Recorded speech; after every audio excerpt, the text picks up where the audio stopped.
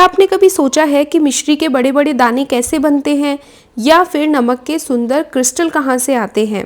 Today we are going to learn a fascinating process through which shiny and pure crystal can be prepared even in a laboratory. This process is called crystallization. Hello students, welcome back to the channel. आज हम class 9 science chapter number 5 mixture and their separation का एक बहुत ही important topic पढ़ने वाले हैं जिसका नाम है क्रिस्टलाइजेशन। क्या होता है क्रिस्टलाइजेशन? इस वीडियो के एंड तक आपको इसकी डेफिनेशन, इसके प्रिंसिपल्स, एक्टिविटी और जो भी क्वेश्चंस एग्जाम में आने वाले हैं सब कुछ क्लियर हो जाएगा।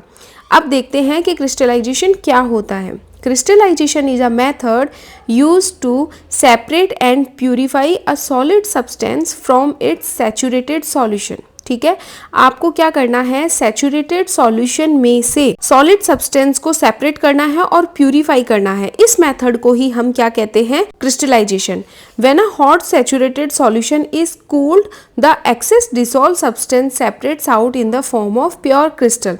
अगर सिंपल लैंग्वेज में हम देखें तो क्रिस्टलाइजेशन एक ऐसा प्रोसेस है जो कि ऑब्टेन करता है प्योर सॉलिड क्रिस्टल्स को from a saturated solution bye cooling it slowly. और ये किस प्रिंसिपल पे वर्क करता है? हमने लास्ट वीडियो में देखा था कि मोस्ट सॉलिड्स जो होते हैं वो हॉट वाटर में ज़्यादा सॉल्यूबल होते हैं compare to cold water. It means गर्म पानी में ज़्यादा सॉलिड डिजॉल्व होता है, वहीं ठंडे पानी में कम सॉलिड डिजॉल्व होता है। जब हॉट सैचुरेटेड सॉल्यूशन को कूल करते हैं तो एक्स्ट्रा डिजॉल्व सॉलिड बाहर निकल कर आ जाता है और वो क्रिस्टल बना लेता है। कई बार क्या होता है, घर में कोई मिठाई बनती है और हम चाशनी बनाते हैं। चाशनी के लिए क्या करते हैं, पानी गर्म करते हैं, उसमें लॉट्स ऑफ शुगर डालते हैं। ठीक है, चाशनी काम में ले ली। अब मान लो एक्स्ट्रा चाशनी बच गई है, फिर जैसे ही वो चाशनी ठंडी होने लगती है तो हम क्या दिखता है कि उसमें शुगर के क्रिस्टल्स वापस बनने लग गए। क्या आपने कभी ऑब्जर्व किया है? अगर किया है तो मुझे कमेंट में ज़रूर बताइएगा। चलिए अब इसे एक एग्जांपल से समझते हैं। हमारे पास एक कंपाउंड है जो कि 60 डिग्री सेंटीग्रेड पर 100 ग्राम पानी में 287 ग्राम डिजॉल्व हो सकता है। ठीक है, और वही कंपाउंड 40 डिग्री सेंटीग्रेड पर 100 ग्राम पानी में 241 ग्राम डिजॉल्व हो सकता है। ठीक है, अब हमने क्या किया, 60 डिग्री सेंटीग्रेड पे 287 ग्राम कंपाउंड जो है वो डिजॉल्व कर दिया। अब हम उसका टेम्परेचर लेकर आ गए, मतलब उसको कूल डाउन करके 60 डिग्री सेंटीग्रेड से 40 डिग्री सेंटीग्रेड तक हमने कर लिया। ठीक है, तो 40 डिग्री सेंटीग्रेड पर डिजॉल्व होने की कैपेसिटी उसकी ओनली 241 ग्राम है। तो जो बाकी का एक्स्ट्रा है यानी 287 gram minus 241 gram is equal to 46 gram, वो क्या होगा, सॉल्यूशन वो डिजॉल्व नहीं होगा। अब वो क्या होगा, क्रिस्टल बन जाएगा। ठीक है, जैसे ही कूल डाउन होगा 60 से 40 डिग्री सेंटीग्रेड टेम्परेचर, तो जो 46 ग्राम कंपाउंड था जो डिजॉल्व हो रखा था पहले से, अब वो क्रिस्टल के रूप में मिल जाएगा हमको। जैसे कि मिश्री है जो कि शुगर क्रिस्टल है, ऐसे ही बनता है। रॉक सॉल्ट है यानी जिसे हम सेंधा नमक कहते हैं, वो भी ऐसे ही बनता है। कॉपर सल्फेट के क्रिस्टल्स हैं। इसके आगे आपकी बुक की एक्टिविटी आती है 5.3, that is preparation of copper sulphate crystal. इसमें आपको कॉपर सल्फेट के क्रिस्टल बनाने हैं। ठीक है, तो आपको मटेरियल क्या क्या रिक्वायर्ड होगा वो देखते हैं। एक तो आपको कॉपर सल्फेट चाहिए क्योंकि उसी के क्रिस्टल बनाने की एक्टिविटी है। वाटर चाहिए, डाइल्यूट सल्फ्यूरिक एसिड चाहिए जो कि बिल्कुल कम चाहिए, 1 ड्रॉप। एक बीकर चाहिए, ग्लास रोड चाहिए, फनल चाहिए, फिल्टर पेपर चाहिए, वॉच ग्लास चाहिए और एक वाटर बाथ चाहिए। ठीक है, अब इसका प्रोसीजर क्या है, बुक के अकॉर्डिंग सबसे पहले आपको क्या करना है, एक बीकर लेना है, उसमें 1 ग्राम कॉपर सल्फेट डालना है और उसमें 25 ml वाटर डालना है और उसको डिसॉल्व करना है और 1 drop of dilute sulphuric acid भी उसके अंदर मिक्स करना है। अब आपको इस मिक्सचर को हीट करना है बिल्कुल जेंटल वे में in a water bath while stirring. Add more copper sulfate until the solution become saturated। अब वो डिजॉल्व हो जाएगा तो आपको उसमें कॉपर सल्फेट और मिक्स करना है और ये प्रोसेस आपको तब तक करनी है जब तक कि सैचुरेटेड सॉल्यूशन नहीं बन जाएगा। बिकॉज ऑफ हम सैचुरेटेड सॉल्यूशन अच्छे से पढ़ के आए हैं तो इस पॉइंट में तो आपको कोई भी दिक्कत नहीं आनी चाहिए।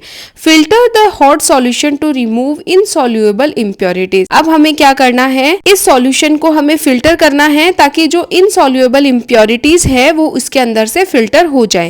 Allow the filtrate to cool slowly without disturbing it. अब इसको फिल्टर करने के बाद एक बीकर में निकाल लेना है, डिस्टर्ब नहीं करना और इसको आराम से यानी धीरे धीरे कूल डाउन होने देना है। अब हम देखेंगे कि जो ब्लू क्रिस्टल बनने लग गए हैं, अब इस सॉल्यूशन को हमें फिल्टर करना है, कोल्ड वाटर से वॉश करना है और जो क्रिस्टल बनके आ गए हैं उनको ड्राई होने के लिए रख देना है।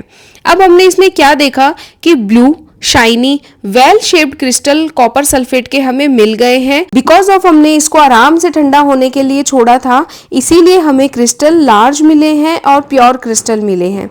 अब यहाँ एक क्वेश्चन आता है कि why slow cooling important, slow cooling इतनी इंपॉर्टेंट क्यों है?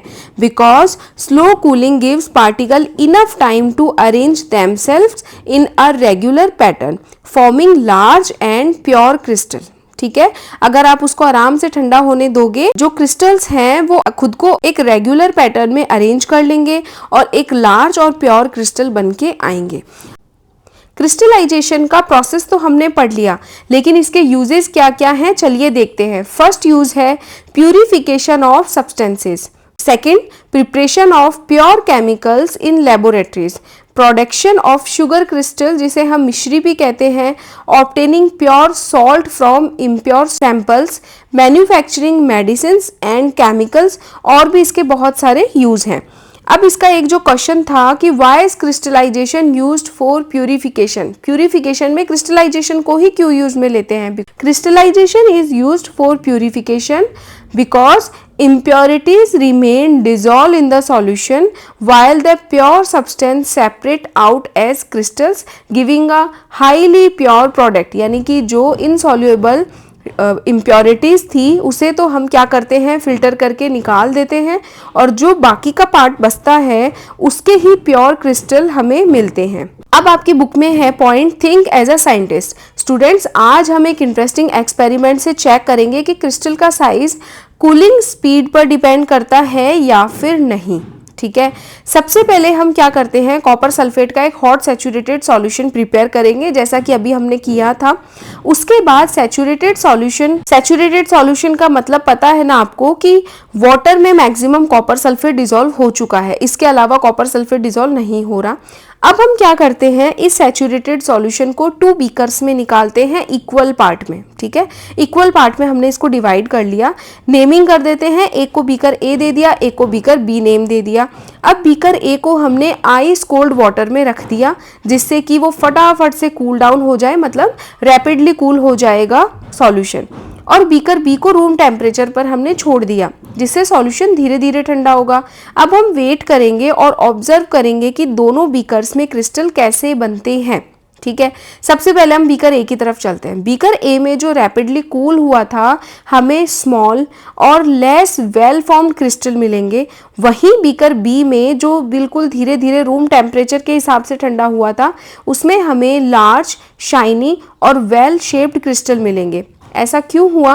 क्योंकि जब सॉल्यूशन स्लोली कूल होता है तो पार्टिकल्स को अरेंज होने के लिए इनफ टाइम मिलता है, इसीलिए वो प्रॉपर ज्योमेट्रिक पैटर्न में सेट होते हैं और बड़े क्रिस्टल बनते हैं। लेकिन रैपिड कूलिंग में पार्टिकल्स बहुत जल्दी सॉल्यूशन से बाहर आते हैं, उन्हें अरेंज होने का सफिशिएंट टाइम नहीं मिलता, इसीलिए छोटे और इरेगुलर क्रिस्टल बन जाते हैं। सपोज करो कि आपकी क्लास के स्टूडेंट्स को बोला जाए कि आपको एक लाइन बनानी है और आपको बोला है कि 5 मिनट आपके पास है और एक लाइन बनाइए, तो बिल्कुल आप नीट एंड क्लीन और प्रॉपर वे में लाइन बनाएंगे। वहीं अगर आप बोला जाए 5 सेकंड है, आपको फटाफट से लाइन बनानी है, तो आपकी वो लाइन कैसी होगी? कोई कहीं भी अरेंज हो रहा है उसके अंदर। ठीक है, exactly same things crystal particles के साथ भी होती है। तो आपको ध्यान क्या रखना है? Slow cooling, large and well shaped crystal, rapid cooling, small and irregular crystal. ठीक है, so this experiment prove that the rate of cooling affect the size and shape of crystal. अब वही बुक का एक पॉइंट और है, pause and ponder. इसके अंदर आपसे कुछ क्वेश्चंस पूछे जाते हैं और आपको उसका रिप्लाई करना होता है। Refer to the solubility curve given in activity 5.2 if equal masses of hot saturated solution of compound A and B are cooled from 80 degree centigrade to 60 degree centigrade, which solution is likely to deposit more solid? समझ में आ गया question? आपको वापस से activity 5.2 का curve देखना है। वहां पे याद करो 2 ग्राफ जा रहे थे कंपाउंड ए और कंपाउंड बी के, अब इसने क्या बोला कि 80 डिग्री सेंटीग्रेड से 60 डिग्री सेंटीग्रेड तक कूल कर रहे हैं, तो इन दोनों के अंदर से किसमें क्रिस्टल ज़्यादा बनेंगे। तो इस क्वेश्चन को सॉल्व करने के लिए हमें एक सिंपल बात समझनी है। जब किसी सैचुरेटेड सॉल्यूशन को कूल किया जाता है तो उसकी सॉल्युबिलिटी कम हो जाती है और एक्स्ट्रा डिसॉल्व सब्सटेंसेस क्रिस्टल के रूप में बाहर आ जाते हैं। ये हमने अभी पढ़ा है। अब हमें सॉल्युबिलिटी कर्व देखना है। अगर 80 डिग्री सेंटीग्रेड से 60 डिग्री सेंटीग्रेड तक कंपाउंड ए की सॉल्युबिलिटी में ज़्यादा डिक्रीमेंट हो रहा है तो ज़्यादा सॉलिड डिपॉजिट होगा, ठीक है। अगर कंपाउंड बी की सॉल्युबिलिटी में ज़्यादा डिक्रीज हो रहा है तो ज़्यादा सॉलिड डिपॉजिट होगा। तो अब ग्राफ के पास चलते हैं। ग्राफ के अकॉर्डिंग जिस कंपाउंड की सॉल्युबिलिटी 80 डिग्री सेंटीग्रेड से 60 डिग्री सेंटीग्रेड के बीच सबसे ज़्यादा डिक्रीज होगी वही सबसे ज़्यादा सॉलिड डिपॉजिट करेगा। अब फटाफट से अगर हम ग्राफ को देखते हैं तो हम क्या देखते हैं कि कंपाउंड बी का सॉल्युबिलिटी जो कर्व है वो रैपिडली नीचे आ रहा है। इट मीन्स कंपाउंड बी की सॉल्युबिलिटी में ज़्यादा रिडक्शन होता है, इसीलिए कंपाउंड बी जो है वो मोर सॉलिड डिपॉजिट करेगा। क्लियर हो गया। इसी में क्वेश्चन नंबर 5 और है, will there be any change in the size of common salt crystal if the rate of evaporation is increased और डिक्रीज। इसको आपको एक्सप्लेन करना है। क्वेश्चन समझ में आ गया। क्वेश्चन ये है कि size of common salt crystal जो है क्या वो रेट ऑफ इवेपोरेशन पे डिपेंड करते हैं या नहीं करते। इनडायरेक्टली यही क्वेश्चन है। तो देखिए, जब हम सॉल्ट वाटर को इवेपोरेट करते हैं तो पानी उड़ जाता है और सॉल्ट के क्रिस्टल बचते हैं। अब सोचिए, अगर फास्ट इवेपोरेशन होगा यानी पानी को हम बहुत जल्दी इवेपोरेट कर दें तो सॉल्ट पार्टिकल को अरेंज होने का टाइम कम मिलेगा, ठीक है। इसीलिए स्मॉल और इरेगुलर क्रिस्टल बनेंगे। वहीं अगर हम स्लो इवेपोरेशन करते हैं, उस पानी को धीरे धीरे इवेपोरेट होने देते हैं, तो सॉल्ट के जो पार्टिकल हैं वो प्रॉपर अरेंजमेंट का टाइम मिल जाएगा उनको, इसीलिए लार्ज और वेल शेप्ड क्रिस्टल बनेंगे। समझ में आ गई कहानी। जैसे एग्जाम में अगर आपको आंसर लिखने के लिए मान लो पूरा टाइम मिले तो आप राइटिंग भी अच्छी लिखोगे, सबको एक्सप्लेन भी अच्छे से करोगे, लेकिन वहीं अगर आपको बोला जाए भाई 5 मिनट के अंदर आपको अपना वर्क करके देना है तो जल्दी जल्दी लिखोगे, राइटिंग का भी कुछ पता नहीं रहेगा और अनटाइडी हो जाएगा सब कुछ, ठीक है। एग्जैक्टली वैसे ही क्रिस्टल के साथ होता है। अगर उनको ज़्यादा टाइम मिलेगा तो वो अच्छे से अपने आप को परफॉर्म करेंगे और अगर उनको कम टाइम मिलेगा तो वो अपने आप परफॉर्म नहीं कर पाएंगे, तो स्मॉल इरेगुलर इस तरीके के क्रिस्टल मिलेंगे। तो आपको ध्यान रखना है, increase rate of evaporation smaller crystal, decrease rate of evaporation larger crystal. Clear. The size of common salt crystal depends on the rate of evaporation. So students, आज हमने क्रिस्टलाइजेशन को डिटेल में समझा। हमने देखा कि कैसे एक हॉट सैचुरेटेड सॉल्यूशन को कूल करने पर प्योर क्रिस्टल्स ऑब्टेन किए जा सकते हैं और कैसे स्लो कूलिंग से बड़े और वेल शेप्ड क्रिस्टल बन सकते हैं। अब यहाँ एक इंटरेस्टिंग क्वेश्चन आता है कि क्रिस्टलाइजेशन और इवेपोरेशन के प्रोसेस में हमें सॉल्यूट तो मिल जाता है, लेकिन सॉल्वेंट का क्या जो कि उड़ चुका है, ठीक है, क्या हम उसको भी रिकवर कर सकते हैं। और अगर मान लो, चलो इस वाले एग्जाम्पल में तो हमने वाटर लिया था तो ठीक है, वाटर अगर उड़ भी गया तो कोई दिक्कत नहीं, लेकिन अगर हम ऐसे 2 लिक्विड ले लें जैसे कि हमने एसीटोन ले लिया या फिर वाटर ले लिया और वो आपस में कंप्लीटली मिक्स हो गए हैं, तो उन्हें कैसे सेपरेट किया जा सकता है, ठीक है। इन सब क्वेश्चंस का आंसर हम नेक्स्ट वीडियो में सीखेंगे, जहां हम डिस्टिलाइजेशन नाम की एक बहुत इंपॉर्टेंट सेपरेशन टेक्निक को डिटेल में पढ़ने वाले हैं। अगर आपको ये वीडियो हेल्पफुल लगी हो तो वीडियो को लाइक करें, चैनल को सब्सक्राइब करें और अपने फ्रेंड्स के साथ शेयर जरूर करें। मिलते हैं नेक्स्ट वीडियो में with another interesting topic. Thanks for watching.